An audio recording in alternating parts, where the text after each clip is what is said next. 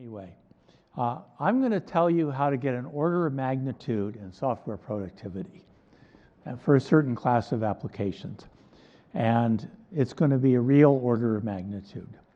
So this is not an AI talk. There have been lots of AI talks up until now. Copilot is worth 50%-ish, as Daniel Jackson said, and it's going to get better over time. Stay tuned for an order of magnitude in a different dimension. Okay, how the context, everybody is moving everything possible to the cloud as quickly as possible. For cost reasons, resource elasticity, and so forth. So this is not new news, but you are all going to move to the cloud. The real issue is to fully leverage the cloud. All you have to do is look at the Amazon pricing system. You are highly encouraged to structure your application as a directed graph, a workflow of operations, passing state between these operations either through storage or as parameters to the next thing that's in line. And if you do this, you get charged for computing only when you're active, as opposed to if you bring up a server, you're charged all the time. So think AWS Lambda, think step functions. That is the cheap model if you want to move to the cloud. And we will assume that's what you want to do. So what kind of applications am I talking about? Well, let's look at the logic that's behind a universal data processing example, which is the workflow for the buy button when you click it in your web app. So what does the logic have to do? Well, you have to reserve inventory. John Werner wants to buy a widget. We got to see if we have one in stock.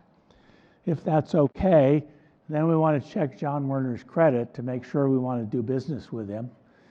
If that's okay, then we want to activate payment and take his money. And once we do that and it's okay, then we want to schedule fulfillment, i.e. ship him the widget. So this is a typical workflow in a wide variety of business data processing applications. The problem is stuff can go wrong. Lots of stuff can go wrong. So the first guarantee that you would like for such a workflow is to get what's called in the business community once and only once. You don't want to pay for anything twice. You don't want to ship anything twice. One regional bank estimates that 40% of their code base, all it does is implement once and only once.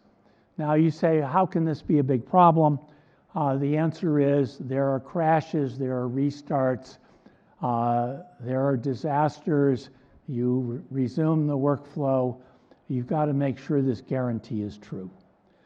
Second thing is we get all the way down to the bottom of John Werner's widget, and we see he's given us a bad address. So if he's given us a bad address, we've got to unwind everything, which means we've got to give back his payment. We've got to release the inventory. And that gets kind of tricky because that isn't necessarily just physically back out what we did. Often, the compensating transaction for decrementing inventory is incrementing it. So we'd like that guarantee out of a platform.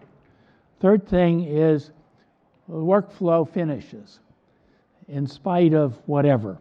Whenever there's a crash, we want to finish the workflow. Harder yet, if there's a ransomware attack, we want to finish the workflow. So these are desirable workflow guarantees that you would like out of whoever is running your application. If you get these guarantees, then the really nice thing is you get to write Daniel Jackson's operation logic, and the platform handles everything else. Everything else means orchestrating the workflow, which is scheduling the next thing in line when its inputs are available, careful bookkeeping on errors to support once and only once. You've got to support sagas so you can back everything out. And if you want to deal with ransomware attacks, so a ransomware attack happened 14 minutes ago, you've got to back up everything 15 minutes and then resume processing, single-stepping around the attack. So that takes time travel of everything. You've got to be able to go backwards and then forward. And then, of course, if you're writing anything at scale, you've got to do load balancing across multiple instances, and you've got to increase and decrease the number of instances when there are too few or too many. If you do this, this is worth an order of magnitude in software productivity. It's all this dreck, which nobody wants to do, but you have to do it anyway. So according to early DBOS programmers, you get done, they got, a quote was, we got done in 2 days what it took 2 months in AWS. Okay, so this is worth an order of magnitude, and all you have to do is run a platform that handles all this stuff. So other goodies, well, you'd like a time travel debugger, because debugging parallel code is really hard. If you can back up everything, then you can back up a single application, no big deal. Performance is a big issue. So to make stuff go fast, you want to co-locate orchestration, the operations you're running, and the DBMS. So you just do that. It's not all that difficult. And you want something to be cheap, i.e. much cheaper than AWS Lambda. Okay, so what else do you want? Well, you'd like better security. Security is a big issue typically after the fact, after the horse has been stolen from the barn.